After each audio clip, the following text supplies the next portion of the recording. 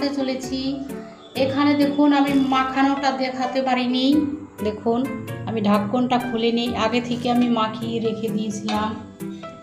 এখানে নিয়েছি ময়দা নিয়েছি আর সঙ্গে আছে দুটো আলু দিয়ে আমি মাখিয়ে রেখে দিয়েছি, দেখুন অনেকটা নরম করে। আর আমাদের এখানে প্রচণ্ড পরিমাণে গরম পড়েছে, দেখুন আর একটু আমি মাখিয়ে নিব। কড়াইটা গরম হয়ে গিয়েছে। আজকে পুরো ইটা আমি রিফাইন তেলে করব। প্রথমে রিফাইন তেলটা দিয়ে দিচ্ছি। এখানে দেখুন এতটুক করে বল নিয়েছি,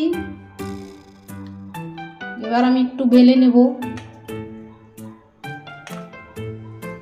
হাতেই হয়ে যাচ্ছে।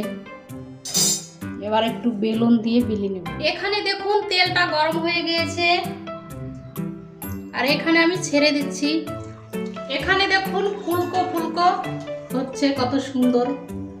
এবার এটা নামিয়ে নিই। এখানে দেখুন আরেকটা দিয়ে দিচ্ছি।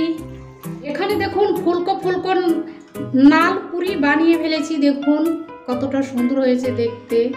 এবার এটা নামিয়ে নিই। ফুলকো ফুলকো নাল পুরি বানিয়ে ফেলেছি, দেখুন এবারে হয়ে গেছে, নামিয়ে নিই। ফুলকো ফুলকো নান পুরি বানিয়ে ফেলেছি, একদম ফুলকো, দেখতে কতটা সুন্দর লাগতেছে। আর ভিতরের অংশটা খালি দেখুন কতটা ফুলকো, দেখুন ভিতরের অংশটা কতটা ফুলকো হয়েছে। দেখবেন, লাইক করবেন আর সাবস্ক্রাইব করবেন। নমস্কার।